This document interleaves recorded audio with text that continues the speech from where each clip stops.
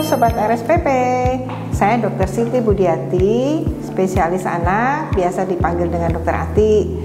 Nah, di sini saya akan menjawab tentang mitos dan fakta yang sering beredar di sekitar kita. Jangan bangunkan bayi yang sedang tidur nyenyak.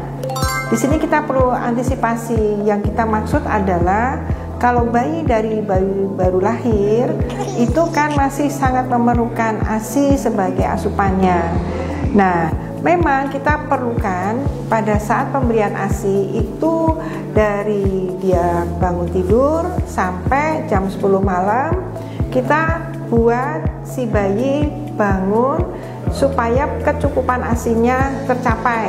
Gampangnya kita sering kasih tahu ke orang tua bahwa tiap 2 jam sudah netek ke ibunya, supaya jam-jam itu juga membiasakan bayi untuk mengenal malam dan siang.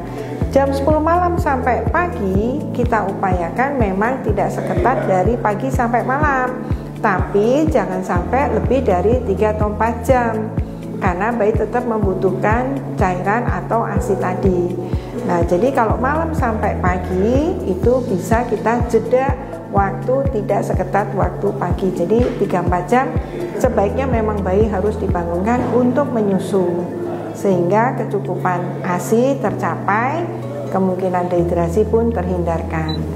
Kemudian kita sering mendengar tuh anak kurang dari 1 tahun itu boleh nggak sih dikasih madu? Anak di bawah 1 tahun tidak boleh kasih madu ya. Nah, seperti kita ketahui bahwa madu itu kalau kita lihat kan memang yang idealnya pun itu juga berasal dari sarangnya yang juga mereka tumbuhnya di hutan.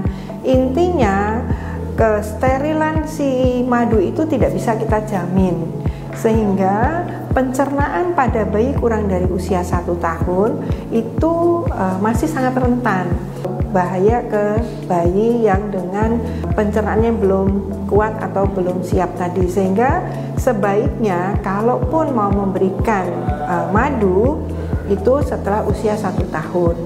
Dan juga kita mesti melihat bahwa bagaimana kita mendapatkan madu yang bagus tadi, karena kadang kita tidak bisa pungkiri beberapa madu yang dijual di pasaran itu tidak murni madu 100%, pasti ada beberapa tambahan gula. Nah, gula itulah yang kadang mempengaruhi kesehatan anak kita yang kita kasih madu. Jadi kalau tidak bisa menjamin kesterilan dan keaslian madu yang 100% murni, sebaiknya tidak terlalu sering atau kita batasi, karena kita lebih mementingkan makanan sehat bergizi selain hanya rutin madu itu. Kemudian seperti kita lihat bahwa bayi bau tangan itu manja, mitos atau fakta? Semua bayi dan anak itu membutuhkan rasa aman dan dekapan dari orang sekitar, terutama ibu. Itu membutuhkan mereka aman, nyaman, yang membuat mereka tenang.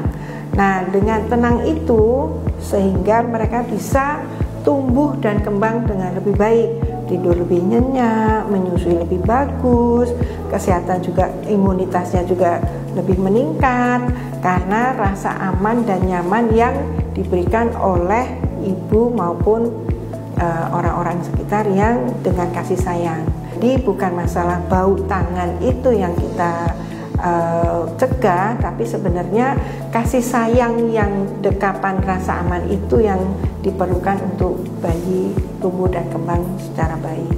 Nah, bayi harus dibedong agar kakinya lurus. Itu juga merupakan suatu hal yang tidak boleh. Sebenarnya bedong yang kita anjurkan itu tidak seperti bedong yang waktu bayi yang terlalu ketat. Itu malah membuat perkembangan kaki bayi itu tidak maksimal.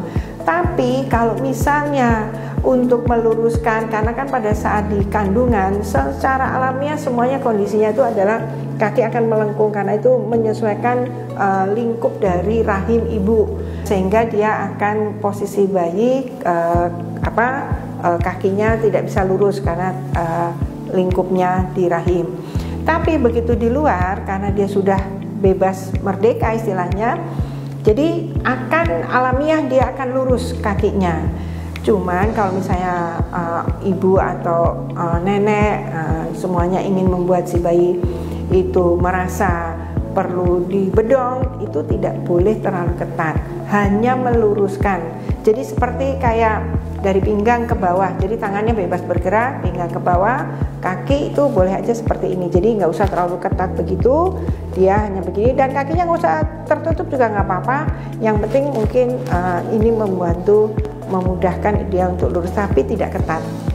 Itu aja yang boleh kita berikan sebagai bedong yang dianjurkan. Jadi tidak boleh ketat karena sangat mengganggu pertumbuhannya nantinya. Oke, para mama, mami, bunda sekalian, silakan percayakan buah hati Anda, tumbuh dan kembangnya ke Poliklinik Anak Rumah Sakit Pusat Pertamina IHC Jakarta. Assalamualaikum warahmatullahi wabarakatuh.